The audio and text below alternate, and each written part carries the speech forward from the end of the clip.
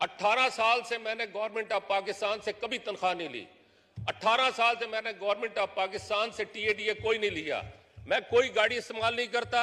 मैं कोई मिनिस्ट्री से कोई किसी किस्म की तनख्वाह, कोई चेयरमैनशिप के हवाले से, कमेटी की चेयरमैनशिप के हवाले से भी मैंने कभी नहीं लिया।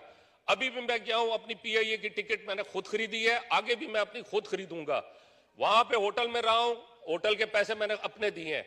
एक तो आप बिल्कुल बी एश्योर रहें, मुफ्त हज मैं किसी को नहीं करने दूंगा। और मेरी कोशिश होगी कि मैं इसको ट्रांसपेरेंट करूं। और मैंने अपने जितने भी लोग हैं उन सबको बता दिया है, अगर किसी को मैंने पकड़ लिया, मैं सऊदी अरब से उसको वापस नहीं लाऊंगा। मैं वहीं पे उसके खिलाफ एक्शन लूंगा और इस्लामिक कानून के मुताबिक उसके हाथ कटवाऊंगा अगर किसी ने 1 रियाल की भी गड़बड़ की और मुझे सबूत मिल गया। और इंशाअल्लाह